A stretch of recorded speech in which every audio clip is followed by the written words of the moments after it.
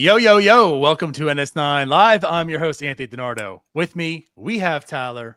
We have Jim. It's Wednesday night. How y'all doing? Annoyed with my lighting, man.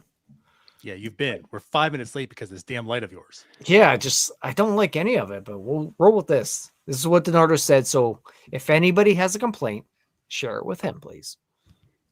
I really think it's just, it's an unfortunate situation for us. DiNardo lives in Florida. He just gets more sun than we do. True. And so, it's hard. DiNardo looks tan. He looks like a tan person. And then with us, we're so white and pasty because we haven't seen the sun in 3 months. No, I definitely have not. And granted, do I see the sun whenever it's out? No. Yeah. Well, so I think that's the problem. Tyler hates the outside. Tyler's it's DiNardo's fault. It's DiNardo's fault. I do enjoy Bradenton when you guys come down and it's like the first time you've seen sun. You go outside and you give the, oh God, what's that? Yeah, that's true though. When we go to spring training, it's yeah, because here in the, I would say we're Midwest or at least Midwest adjacent. Yeah, there's 5 months of no sunlight. It's just mostly cloudy every day. I know. I hated it. Yeah, I hated it. Hey, we have a photo proof of Jim first experience in that sun. That's right. Yeah, we know how my second experience too. How that works. We know how my body Same reacts. thing happened to the again. sun. Yeah, it's not conditioned for it.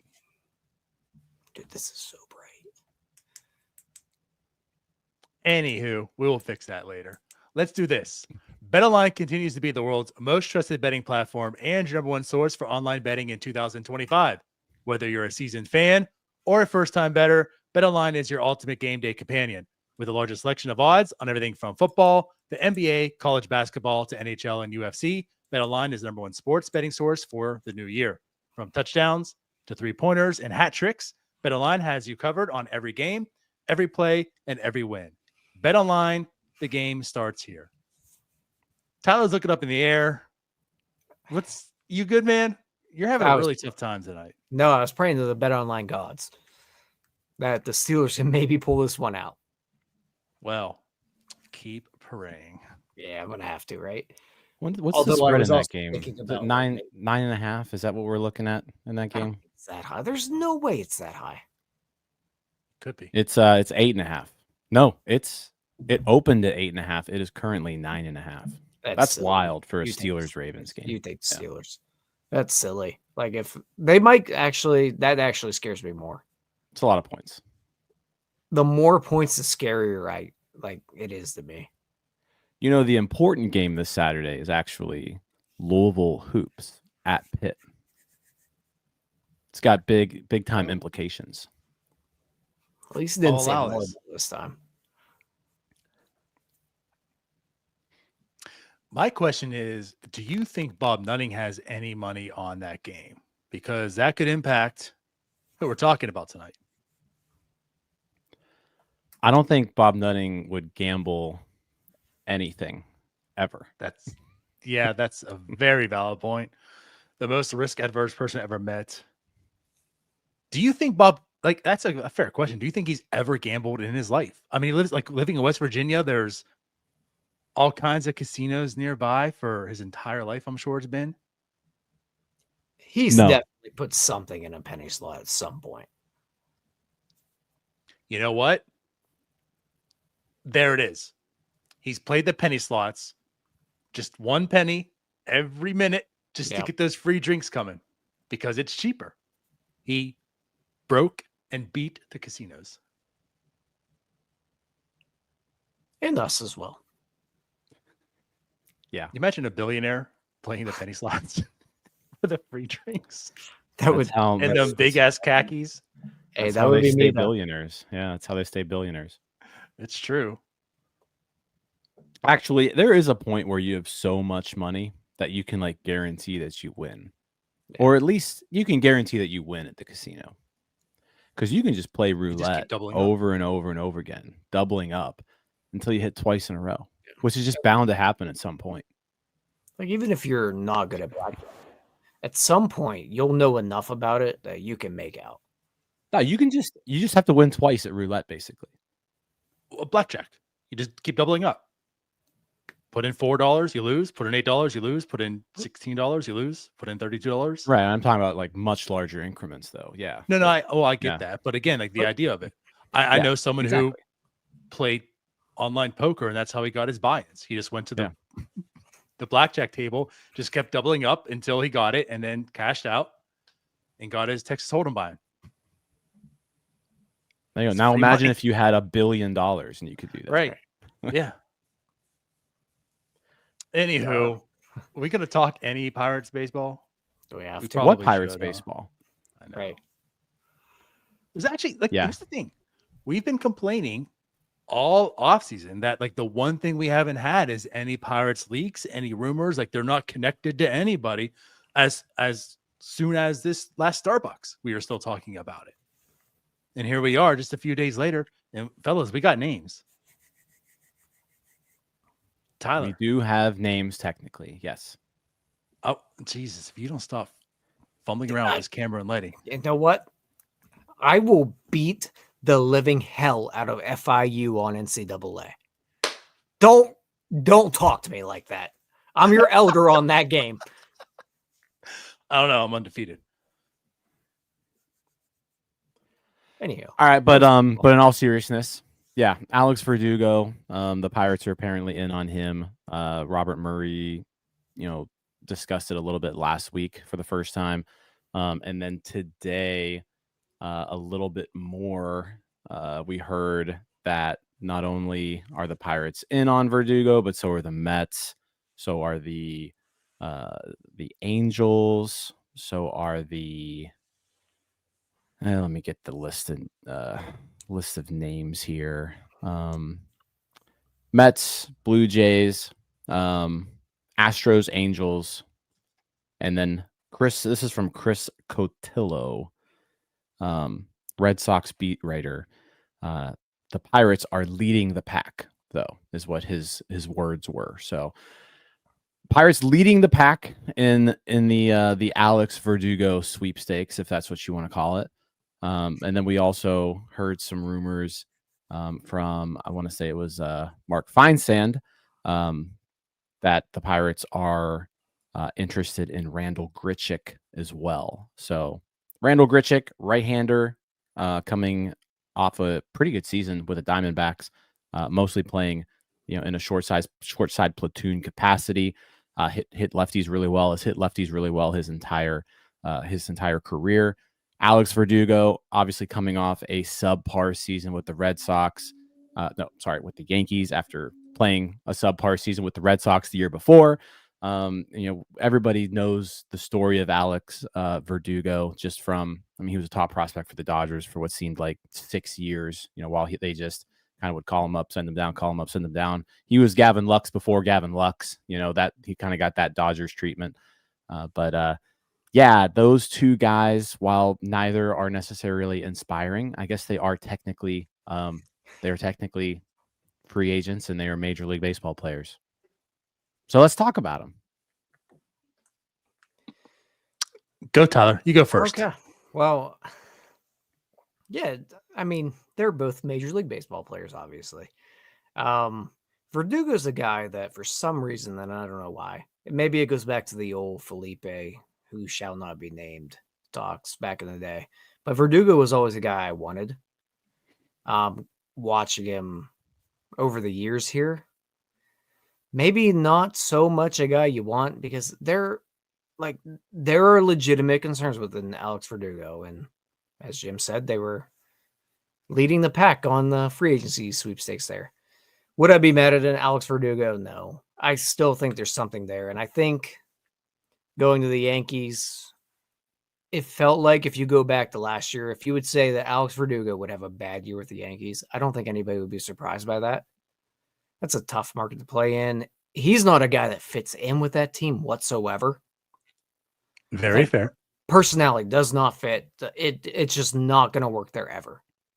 So do I think there's something there with him? I do.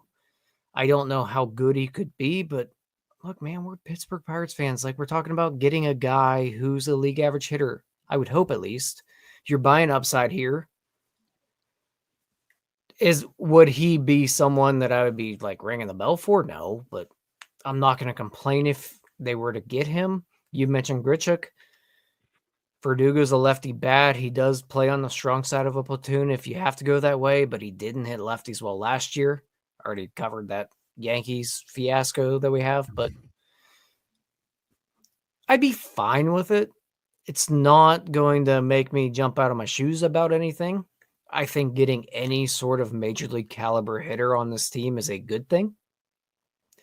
Fit-wise, that's where I think I have a little bit of a question. He just kind of seems like a word that I probably shouldn't say on this show, but he's a D-bag. That's what he looks like. He looks and plays like a D-bag. Not a D-back.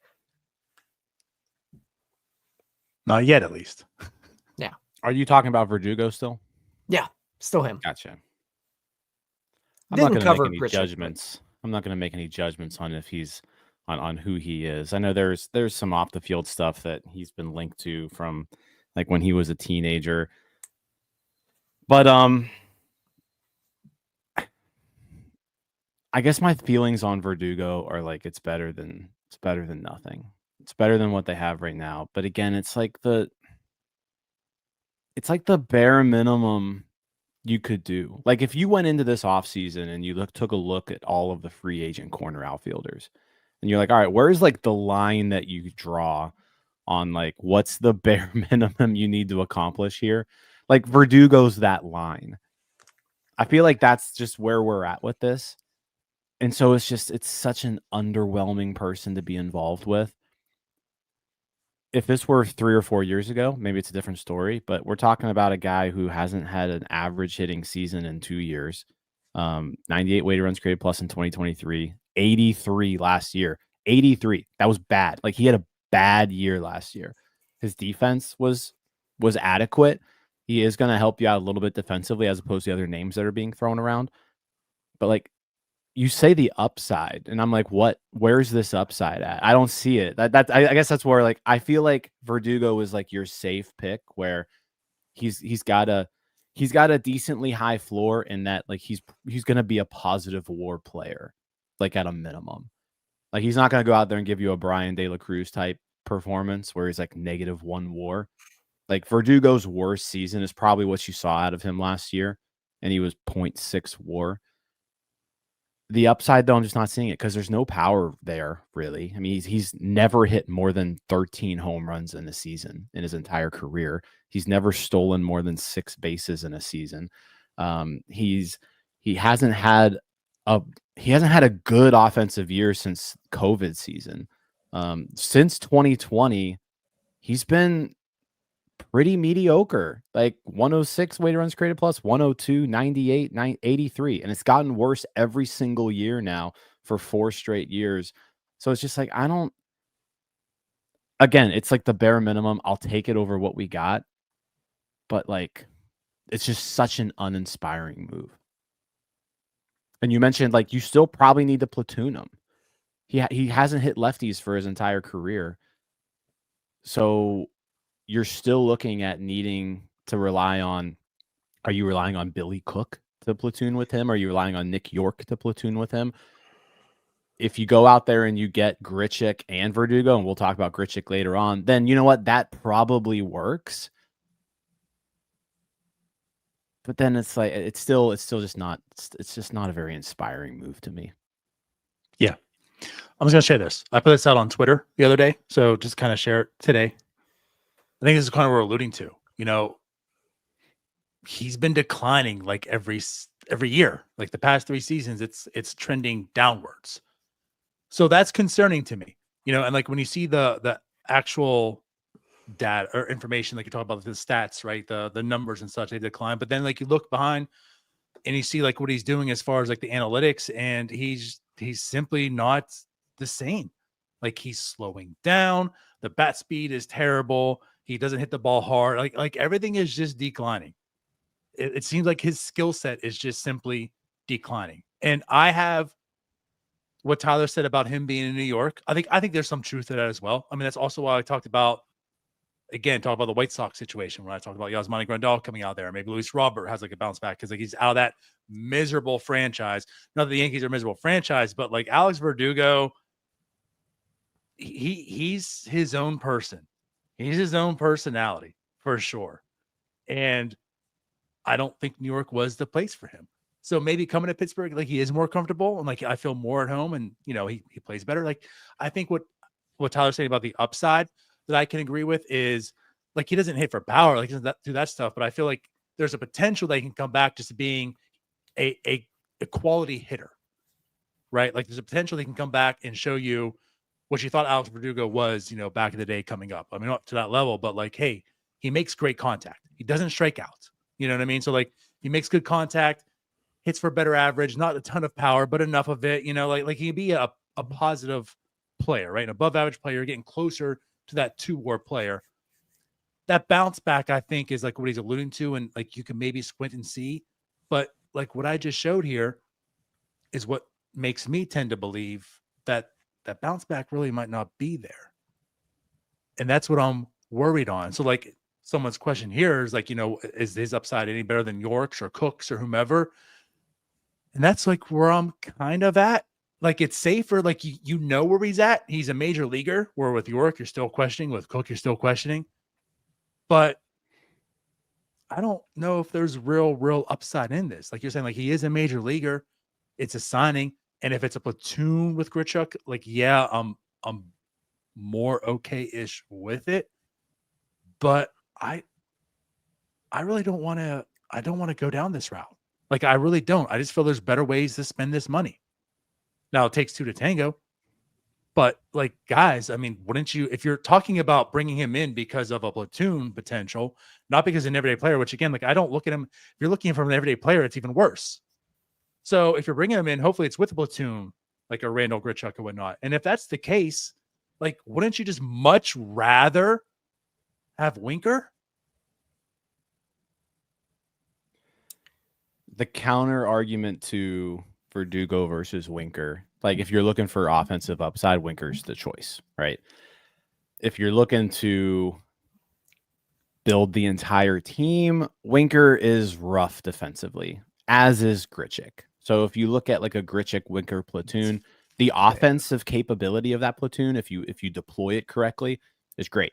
I talked about that on Twitter today. If you look at their career numbers, Randal Grichuk 121 weighted runs created plus against lefties, Winker 129 weighted runs created plus against righties. So you deploy that platoon effectively, you're looking at a very productive right field situation right there. Verdugo not as deadly against lefties, against righties as Winker has been throughout his career, but struggled last year. Obviously struggled across the board last year, but for his career, Verdugo's handled. Yeah, he's handled righties fairly well. So if you want to counteract just like from a defensive standpoint, I would be on board with the Verdugo Grichuk platoon because you've got Grichuk who would go out there and just mash lefties. He wouldn't give you a whole lot defensively, but he would mash lefties. Verdugo would hold his own against righties. Like he would. There is a little bit of upside there to be like a league average hitter, above average hitter, and you're looking at someone who is very capable defensively.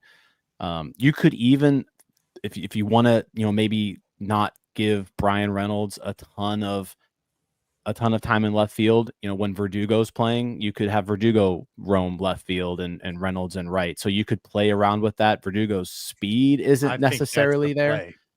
The speed of Verdugo is the one hesitancy I have in PNC Park left field.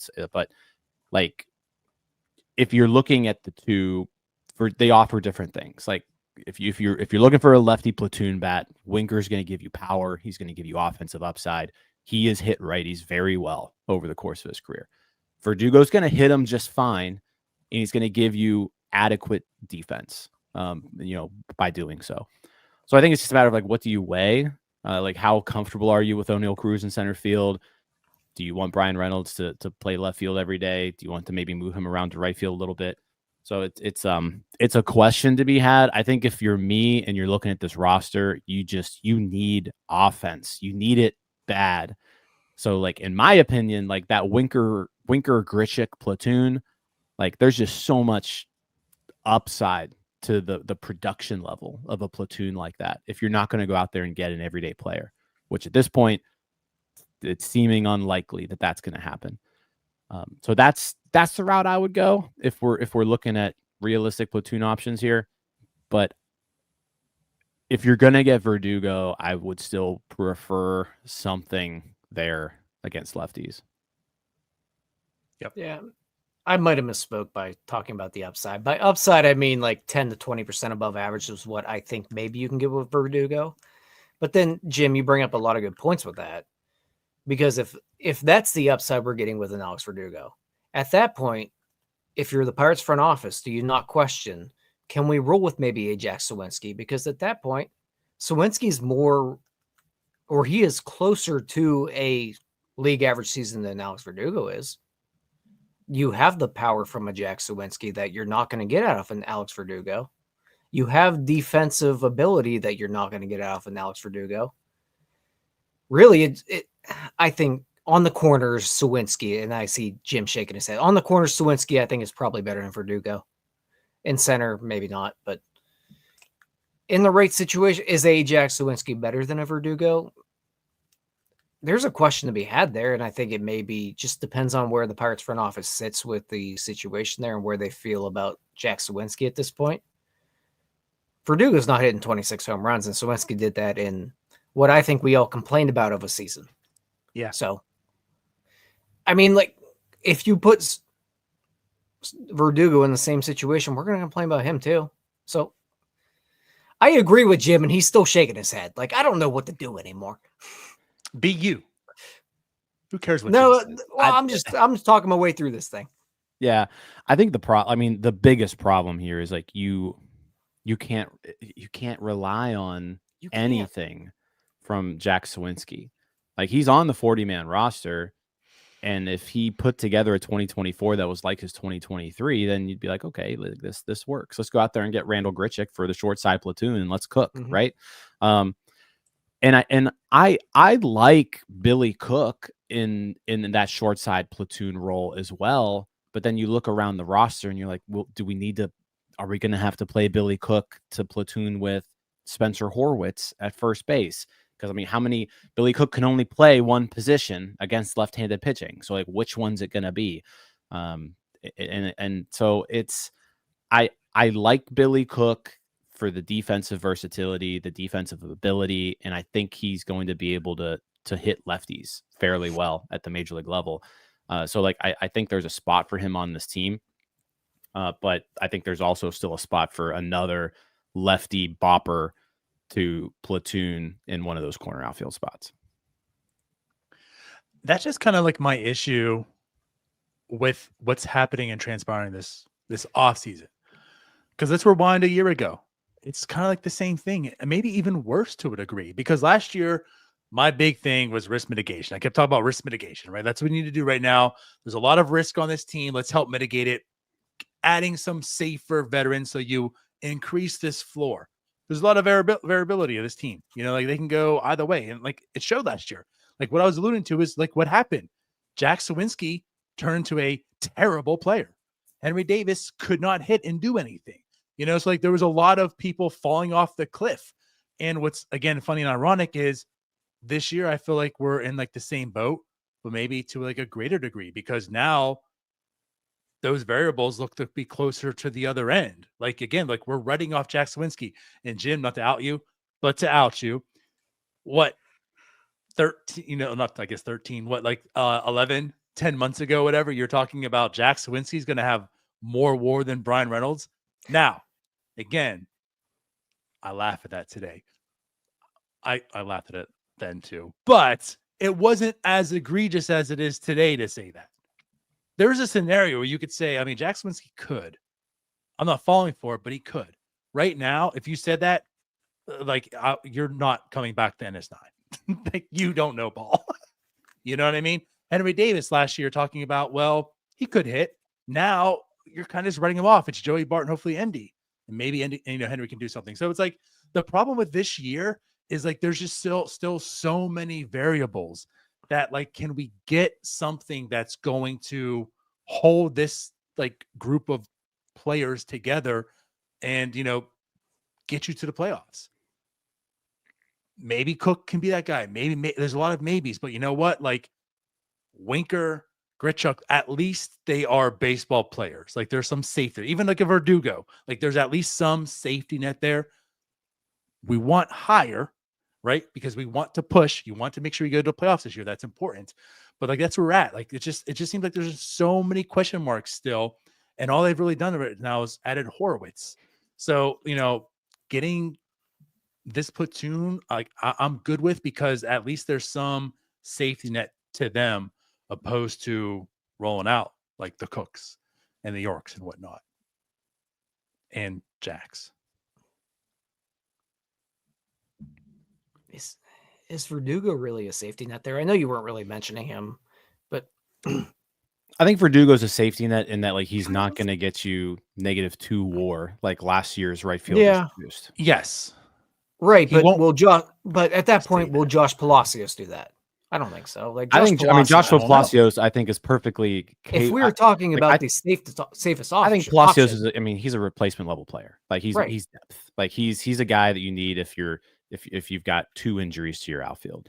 yeah, Like but that's like who he is. is he that much worse Sure. than, like, if we're talking about what they're going to provide here? Is Palacios that much further off of a Verdugo?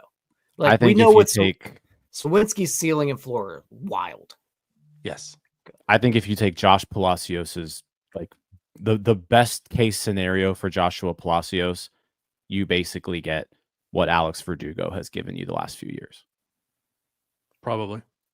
I don't know. I feel like, yeah, probably, because I still do think there's more. And there with essentially, what we're saying is Verdugo's like bat. Palacios' ceiling is more or less Verdugo's Right. floor. So Is Joshua Palacios capable of giving us a 1 WAR season? Absolutely. But what I'm getting at here is, I question whether, and after talking to you guys about it, I question whether it's useful to spend that money on a platoon of a Verdugo and a Grichuk. And one of those options I would like. But are they going to spend $7 to $10 million on that, where you may get league average hitting? Or you can just take the upside of like a Jack Suwinski, get the other half of it on the right-hand side and roll with that. And then worst case scenario, you figure it out from there. I don't know. But there is a point where the allocation of money does really matter here. It does. I don't think, though, under any circumstances, can you roll into 2024 or 2025 with Jack Suwinski as your strong side platoon option in an outfield position. I don't either, but if the other option is Verdugo, what are you doing? I'm rolling going with Verdugo. I probably would too, but now I'm not like DiNardo's. I still I don't believe in Jack Suwinski necessarily anymore, but I'm not ready to completely write the guy off. He's still pretty young. We've seen him have some success at the major league level. It's just he needs to work through some stuff and figure out who he is at the plate. Like he needs to find him. He needs to look inward and find out who he is. Because I think there's talent there. The profile looks like he should turn into a decent, strong side platoon corner outfielder. Like he's got the speed, he's got the power. You put him in right field, he can play that position defensively just fine. So like he just needs to like figure out who he is. And I'm not ready to give up on Jack Suwinski. But under no circumstance can you rely on Jack Suwinski for anything this year. I think we're going to see Jack Suwinski at some point this season. I hope we do, because that means that, maybe he's deserving of some playing time. But it's just you can't go into the year like slotting him into a position. It can't do it. I get and don't that, get me but wrong, the other options stink. Like I'm not writing him off either. What I am alluding to though is you're closer to that than you are thinking that he's a 3-WAR player. And you sum it up perfectly. It's what I'm alluding to. Like you can't go into this year penciling him in thinking like last year you could. Like last year he's a right fielder. Maybe there's a lot of upside. Maybe he can be better than Bryan Reynolds. This year, You can't do that. Now, what I'll say to this, Tyler, is you talk about allocating funds and whatnot. I mean, if you really want to squint and try to believe in Suwinski and pencil him in there, you at least have to get the platoon guys. Like, you at least have to bring in Grichuk for that. You know what I mean? Like, if you want to say, hey, you know what? We don't really believe in Verdugo, although they're talking to him, so I believe they do. But if you want to go into saying, like, you know what, Verdugo's Verdugo, let's take the upside in Suwinski, but at least it just stinks that it's the other side of the platoon, right? But for the lesser side of the platoon, we'll get in a Grichuk who is safe. Like, against lefties, he's going to mash. So, like, we'll take the upside on this. We'll take the safety net on there and roll into it instead of, paying for the full platoon. I'm still not buying in, but, like, I think if you're entertaining Suwinski at all, you have to at least do that part. And that still provides at least some risk mitigation in that sense. But I think, yeah, like, you have to do both. So if you're talking about, which I think is going to be more, but it's $7 million your total platoon money? Is that what you're talking about? To bring them both in, costing $7 million in total? I said 7 to 10, but between, do you think if you were to bring in Verdugo and Grichuk? I mean, I think Verdugo's $10 million. I'd say between two of them, probably. I think Verdugo's probably getting at least 8. You think? I mean, if Kepler got 10, Verdugo's probably getting at least 8. If Verdugo gets 8, I'm out. Don't want to pay $8 million for him. Sorry. I feel like it's probably going to be more than that, which is also partly why I'm like, why don't you just get an everyday player? If you're going to entertain them, they're all gone. I mean, unless you want to get Profar. Yeah, they're all gone. Yeah. So, but anyways, like, I think it's worth the investment. You need to have some type of a floor here. And if Jack Suwinski does regain that form, then you know what? That's just icing on the cake. And if anything, maybe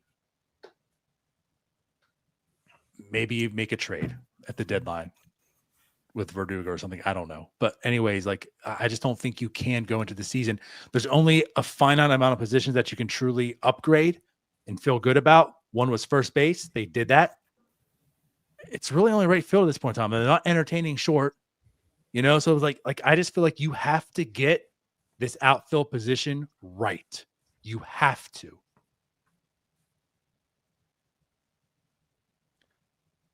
Yeah, and like I think that what's appealing to me about like the Winker Grichuk combo is like that platoon can hit you 30 homers. Like, that's a 30 homer right fielder right there when utilized correctly. And it's at a minimum it's going to give you 2.5 WAR out there, which is a 4 to 5 win improvement over last season, just from like a right field standpoint. So like if you're looking at like, all right, we're not going to get an everyday player. So let's get the best platoon available. The best offensive platoon available is Winker Grichuk. If you want to sprinkle defense, the problem with that platoon though is defensively it's terrible. And so it's you're trotting out an outfield with Oneil, Cruz pretty much having to carry the load of everybody and hoping that he can do that. I'm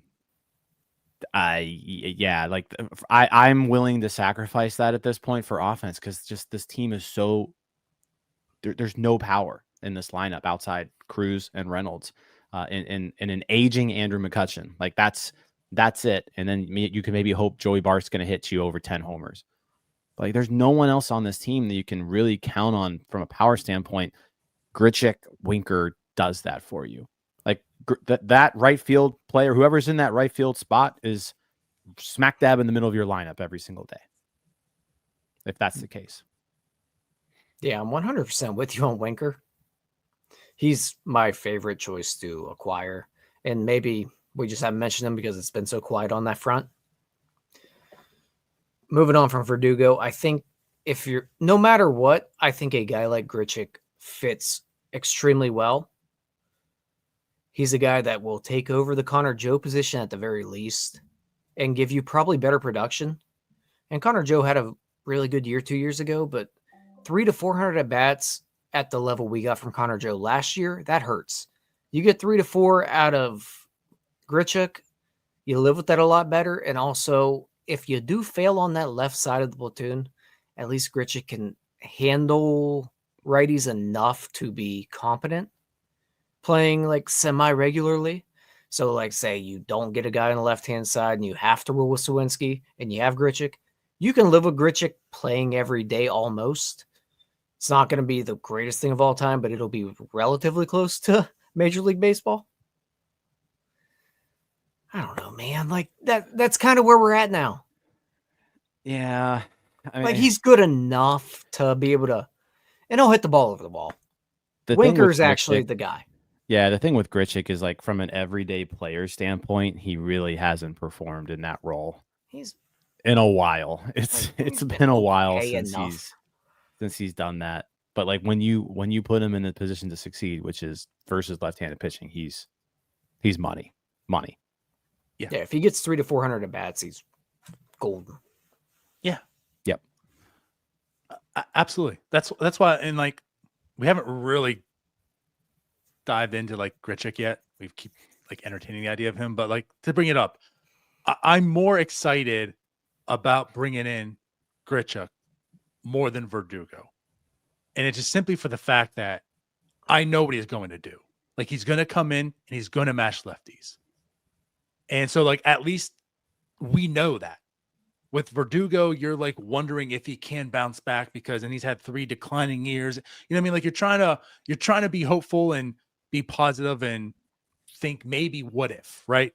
Bringing in Grichuk, you know what you got. You just have to do the other part now too to complete right field.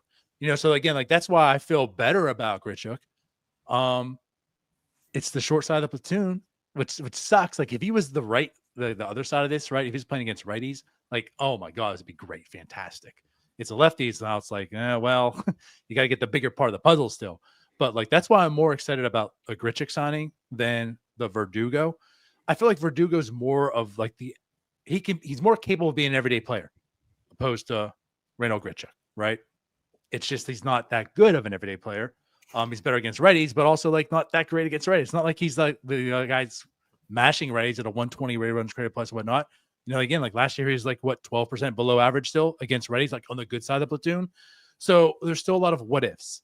And I guess like there was a comment here too. Where did it go?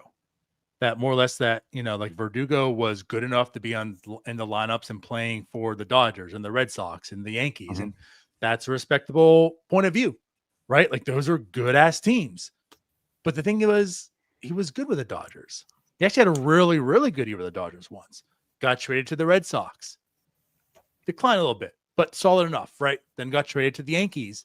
And that's when it just kind of went downhill till he had last year. So like the thing is though, is like it's been getting worse, and each team just says we're moving on from you as well. And with the Yankees, it seemed like as if they're all parties are ready to move on from him also.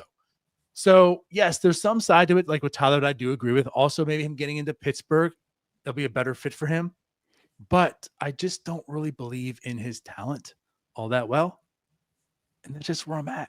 You know, again, like if they got him and they got Grichuk, I'll take a big sigh. I'll say, well, it is what it is. It's better. It's still an upgrade from last year, and there's still the potential in Suwinski and Cook and all this, right? So there's some more of a floor. But to me, this is just kind of like, once again, like we talked about before, like it's the bare minimum. And that's what's kind of disappointing in this. I would if Verdugo was the only move, then I wouldn't be very happy with that. But that's if you're gonna pair Verdugo and just say, hey, you're playing against righties, and then we go out there and we get Grichuk. Theoretically, that's probably like a 2.5 win right fielder, corner outfielder, how you want to slice it up, which is not bad. And it's a pretty significant improvement from last year. It would be difficult for me to get too upset about that, but it just kind of goes back to like with the Horwitz trade, right? Like I was on board with that Spencer Horwitz trade because my reasoning was, okay, you just got a first baseman for $0. Like you're spending nothing on him. You're league minimum. Now you can go out there and spend real money on a real corner outfielder. So if they just half-ass it in corner outfield and say, hey, we're going to do the bare minimum, and that's Alex Verdugo, and call it a day, and roll with Nick York as the short side platoon, And I like Nick York. Like, I have nothing against Nick York. I think he can be a good little ball player someday. But like, I don't want to have to like pencil in Nick York into this opening day lineup. That's where I'm at. I want someone who can hit the ball over the fence with some consistency. I'm sorry I called Nick York a good little ball player. A good little ball player. It was so But, like- demeaning the but way you honestly, said that. Like, that's what I like. Yeah, I he's think a he good could little be. ball player. No, he could be a Perfectly good well role said. player. He could be a good role player on a team. I think he's perfectly capable of doing that. But like, I don't want to go into 2025 having to be like, yeah, we're gonna need 300 at bats off of Nick York. That was not meant to be incredibly condescending here, like Mark says. But like I said, I like Nick York. I think he could be a good little ball player. But honestly, if I can add to that, but that's kind of what we're alluding to, and that's not really a knock on Nick York.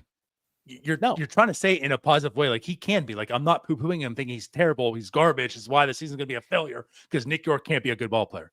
Like, he can be, but that's probably what he is. Like, you're not saying like Nick York's the guy. Like, he's legit. Like, it's 2025, we're ready to go. We got Nick York. He's gonna take us there. He's gonna have a role. You know, like, he's probably a guy that's gonna have a role carved out for him on baseball teams. That's good, but he's not gonna be the guy. He's not going to be, a real part of the reason that you're going somewhere. It was a good trade.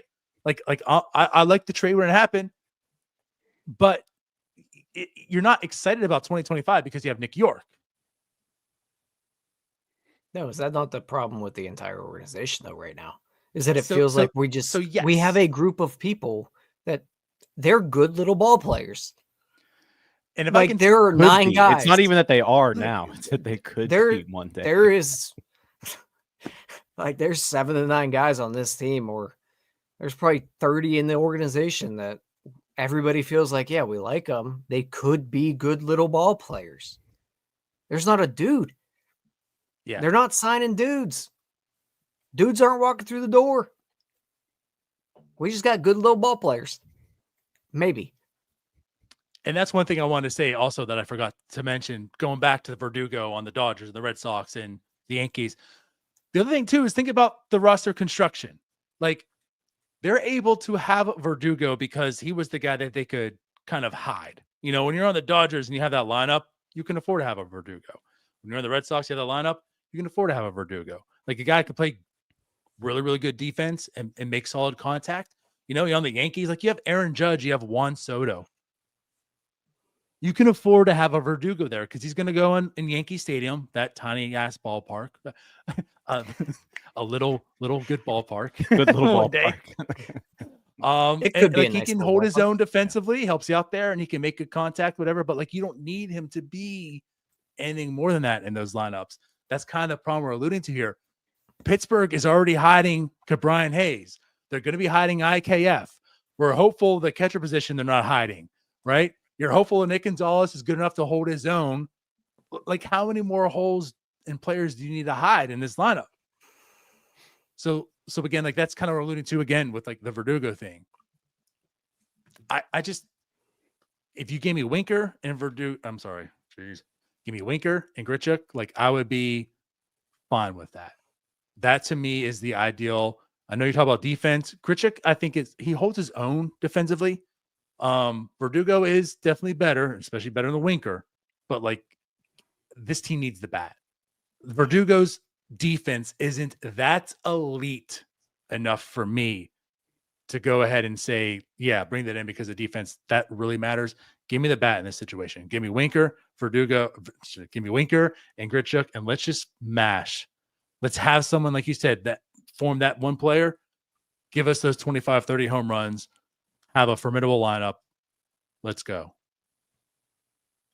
I think you just drilled it there with it doesn't matter, man. Like, you just need someone that can hit on this team right now. If you can hit, there is a spot for you to play baseball on this in this major league organization. If you can just hit a baseball, we can teach you to play right field. I can live with whatever monstrosity they throw out there in right field if they can hit a baseball. That's how bad it's gotten at this point. And also, the lineup's just not good enough. They need somebody in this lineup with a little thump. They need a bat in the lineup. You hope that maybe Cruz can take a step forward in center and cover a hell of a lot of ground, because he probably will. but you got to get a thumper. You can't keep rolling out. I've gone full circle here, fellas. I'm out on Verdugo because you can't roll with that. You can't. Like, you need a thumper out there. I'm back on. I was always on Winker, but maybe like the entire Twitter world talked me into Verdugo because that seemed like a more likely option. Now I got outside myself. Can't let that happen. We're Winker guys. Give me the bad defense. Give me the bat. It's Brent Rooker all over again. Defensively better though, still. Yeah. So there's that. Yeah, I think right now I'm kind of resigned to the fact that if they go with Verdugo, you gotta bring in Grichuk. Because you need some power out of that spot. And at least if you go Grichuk for 50 games out of the year, you're there. Shout out to Penn. Penn's gifted a membership. He's donated $2. He wants to make it known that Matt Gorski will be the thumper. Gosh, I'll tell you. That'd be great. No, sorry, Penn. That's not going to happen. Matt Gorski is actually he's only 1 year younger than Alex Verdugo. He does have some pop, like I'll give him that, but he strikes out way too much in the minors, I think, to really give him any serious consideration here. He's been Rule 5 eligible for like 3 years. No one's taken him, so it's usually a sign that you're probably not it. Now, I would love for Matt Gorski to break out at age 27 and be that guy. It happens. Like we've seen it happen before. But it doesn't seem very likely.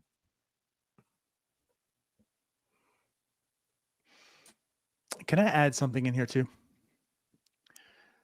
Someone I can't remember who, so I'm not giving you credit, but somebody said something last year that made me think about this a little bit more. And I think there's some validity to it. Because like if you think about back in the day, back when the Pirates were the forefront of things, right? I mean, again, it was defense, shifting, right? I mean, they didn't have great offenses that we talked about. Like they didn't have wonderful offenses. I mean, 1 year they had the fourth best. That was 1 year. Outside of that, they're like middle of the pack on the really, really good years. Now, again, this offense is still nowhere near that. So that's kind of the problem. But when you're talking about the defensive side on this, right? And again, why I'm leaning more towards like a Winker, not really caring too much, unless again it's special, the defense. Like you're in an age where a lot of people are striking out. Is the defense really that? Is the defense as valuable today as it was over a decade ago? You know what I mean? Like balls aren't being put in play as much. So do you really need the really, really good defense with the bat as well? Or do you want the really good bat? I mean, there's a lot of bad defenders out there these days. And truth be told, there's not a lot of balls being put in play. So if a guy's not that good of a defender, but he's a good bat, does that outweigh more these days than a decade ago or so? Like I'm on board. And then on top of that too, think about the pitching that this team has. Now, first off, it starts with Paul Skeens. That ball is never touching grass. The guy strikes out 20 batters per 9 innings, and he has a 50% ground ball rate. You know, so it's like when Paul Skeens is on the mound, you don't have to worry about the defenders in the outfield. Jared Jones strikes out a lot of guys. Now, I know he does let the ball travel here and there. But like that's something I've been thinking about more and more too. You know, like, do we maybe overvalue the defensive side of things more these days than we did before? I think you're like 5 years behind on that argument. I feel like defense is coming back around. And Jim probably has a better thought on that. That was just... Well, I think that the problem with defense is it's just been a lot harder to measure historically. Like even now, what do you use? Like what constitutes a good fielder from an objective standpoint? Is it fielding percentage? I think most people have kind of resigned to the fact that it's not fielding percentage. Is it outs above average? Maybe that plays a little bit of part. Is it defensive runs saved? Maybe it plays a little bit of part. Is it use ultimate zone rating? Plays a little bit. So it's like, it's just more difficult to measure like what is good defense. And it's a lot easier to see guy hits ball far. Like that's just an easy thing to see. It's an easy thing to measure, right? There's a reason why Rhys Hoskins gets paid more than Carlos Santana, right? There's a reason why Byron Buxton gets paid more than Kevin Kiermaier, right? It's because they can hit the ball over the fence. That's it, right? So, like, I don't think the industry's ever really moved away from offense is more valuable than defense. I think we are getting a little bit better at measuring defense and like giving people their kudos for defense. Like a player like Dalton Varsho 20 years ago wouldn't really be thought of as like a really good player. I don't know if he would, and now it's like Dalton Varsho's got a ton of value because you can see that value, in more ways than just the bat, because he can't hit, right? But he can play a lot of positions. He can play them really well. Jared Triolo is another guy where 20 years ago, you'd be like, oh, he can field and play a bunch of positions, but how good is he at those? Because he can't hit, but like, what's the value there? I'd use Jared Triolo there just as a name that everybody knew. So to answer your question, no. I mean, power and offense understand is this always too. going to be more important. It has, and it still is. But what I'm alluding to is not so much like, is it value? Do we understand it, better or not? It's just, is the value of defense even less today? Because again, there's less balls in play. And I'm just telling you just a number, right? Just to make things even. But like, if you're a right fielder a decade ago and you're maybe seeing 200 balls, today you're maybe seeing 150 balls. So if you're seeing less opportunities as a bad defender, doesn't that make the bat even more valuable today? Because you have less defensive opportunities to screw up on. So again, that's kind of what I'm alluding to. Unless you're special defensively, like that to me makes the whole Verdugo or Winker thing way more in Winker's favor, because he is the exceptional bat compared to Verdugo. And Verdugo isn't special to me as far as defense goes. So I'm taking Winker. Yeah. I mean, I think that's how most teams would view it. I would agree with you that the bat is more important than the glove. I mean, you look at over the course of a season, last year, Alex Verdugo was 7 defensive runs saved. Jesse Winker was 1. Randal Grichuk, which is fine. Randal Grichuk was 1 last year. So like, are the 6 additional runs that Alex Verdugo saved on defense, is that worth the way less offensive production that he gave you? No, it's not. And I said, we have ways to measure it now a little bit better than we did in the past, but yeah, I'm always going to lean towards the offensive output as opposed to the defensive capabilities. Yeah, I think Jim's right there. We're always going to measure the offense more valuable than the defense. But back to what you were saying, Donardo, about balls in play. What I was mentioning was, I think maybe we're at the point where it's going to turn back around, that defense will matter again, because we are starting to see balls in play slightly increase, and hopefully that continues to increase over time. But in this case, when you're talking about a Winker or a Grichuk, on a 1-year deal, absolutely, you're going to continue to ride that wave of what you were saying, where the offense heavily, I still think, outweighs the defense. We can get into all the issues with defensive metrics and everything about that, and how it's changed every 3 years, it feels like, where we use a different measurement for how good someone is, which tells me we still don't understand it at all. But at the end of the day, the offensive output's, I think, always going to outwork the defense. Yeah, and always unless you're like embarrassing. That's not my argument by any means. It's just, if it was a 60-40 split before, right, I think it's more like a 70-30 split to these days. Yeah, but even like looking at it the way it was maybe 5 years ago, where if their output's the same, you're going to take the guy with more home runs. Now, maybe you're not going to take a guy with a 120 weighted runs created plus and a 300 batting average over the guy that hits 230 with 25 home runs. I don't know. Maybe things have changed in that way, because balls in play do matter more now. So things continue to change on the Pirates 1-year deal type of span we have going on. It probably doesn't matter as much.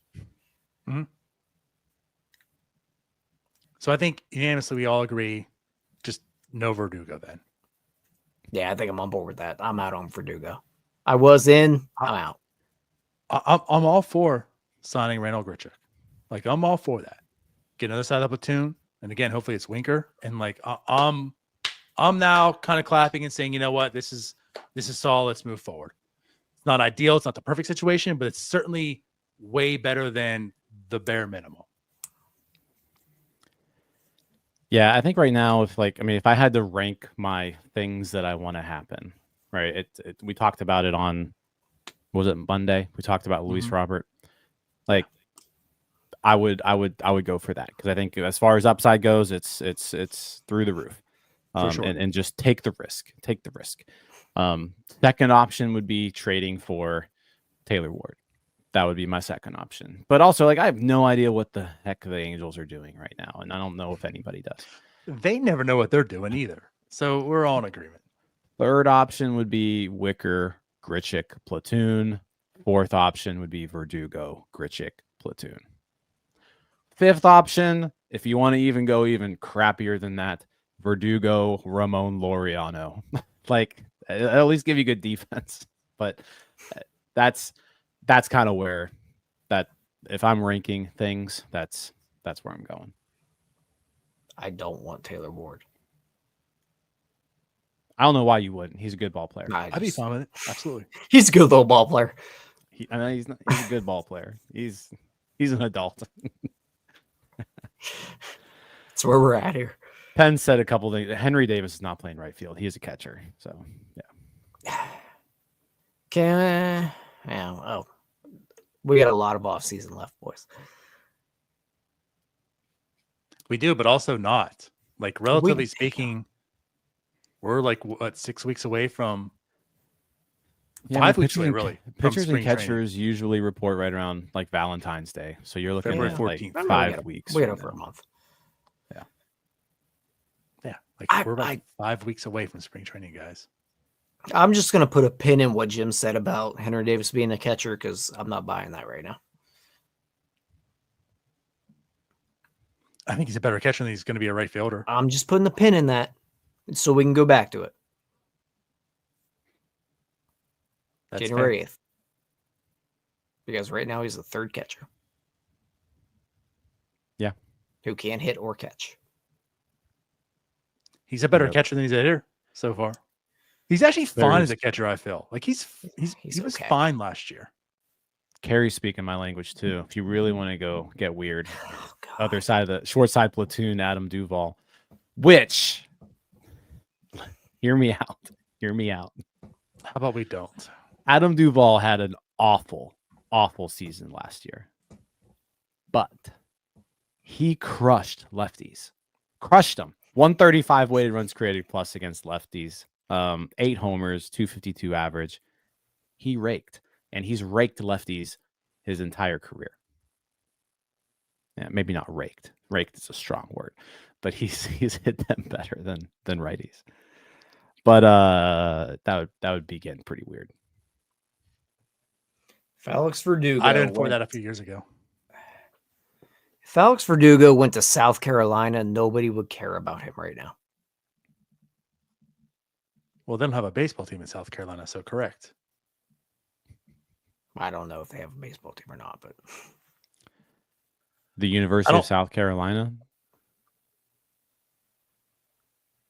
they have a baseball team. that's why they're in the SEC. Also, Verdugo was drafted out of high school. I don't know what you're getting at. I'm talking I don't know about what Duvall. he's getting at either. Oh, Duvall? Yeah. Okay. I thought you said Verdugo. No, Duvall. Okay. You did say Well, Verdugo. You said sorry. Verdugo. If I said Okay, Verdugo, but I that's get- all. Oh yeah, if No, Duvall went to the University of South Carolina, yeah, no one would care. no, nobody would care. We would not be talking about him. That's correct. We wouldn't be. But Louisville, I had class with him once, and I let him copy my homework. He never copied my homework. If anything, I was copying That you his. know of. That's fair.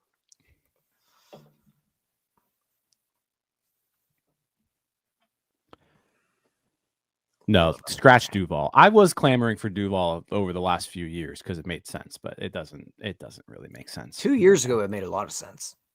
Yeah. And that was when he had a really good year. So, like, all in all, I think we're all on board. I mean, the offense needs help. It was really, really bad last year. And again, certainly welcome Horowitz. That's a position that you needed an upgrade on. I think they did upgrade. There's still some risk and uncertainty with him, but I think we all feel confident enough that he at least not be as bad as they were last year. So there's an improvement, right? And right field was so bad last year that even Verdugo would be a tremendous upgrade per se. But like, you want to have something even better. You can afford to get something even better than just a 0 WAR player. So again, if it's Winker, Grichuk, something that sends, I'll just say this. It does appear they're addressing right field to some capacity. We'll find out what it is, but like, I guess we're getting there, guys. We're getting there. We're getting some names floated around. Maybe something's going to happen soon. We are 5 weeks away from spring training. Yeah, maybe we'll have an emergency podcast here in our near future. I hope so. Or 2. I need said a we're little having 2 this action in week, my Jim, life. on Starbucks. There it is. Hopefully I'm not It's available. Grichuk and Verdugo. Hopefully I'm not available for the Alex Verdugo emergency podcast. We'll leave that for who? Neil and we can Doug. give that one to Neil and Doug. Works for me. No, I'll I don't know. Nailed it. Anyways, though, we're an hour in. You guys have anything else that you wanted to add, to say, talk about tonight? No. No, I don't. That's All right. it. Well, let's get out of here. Ben needs to sign a lefty reliever too. Let's just say that. Let's get at that. Oh, yeah.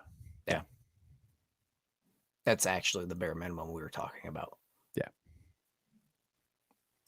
Yeah, for sure. Yeah, I'm done talking about the Pirates for now. Yeah. Okay. Well, then we'll be back. Hey, this Friday, The Point will be live. That'll be fun. Doug, Sax Boy's going to be on. Freaking Sax Boy on. Sax Boy's making his NS9 debut finally. It's a NS9 debut for Sax Boy. Yeah. Yeah, on The Point. So Steve Nesbitt will be on as well. So we got Nesbitt, we got Sax Boy, and we got Dougie Fresh. And I'm waiting for confirmation on the order. But yeah, we do have those 3 lined up. So watch us Friday, 8:00. We'll talk about the obviously the Verdugo signing that's going to happen Thursday. But yeah, 8:00 Friday, The Point. And then of course we're back next week with Starbucks. So yeah, I guess we'll see you guys later. Thank you for everything. Thank you for support. Penn, once again, the real MVP. Appreciate you. Bye-bye. Peace out, Scouts. See you guys.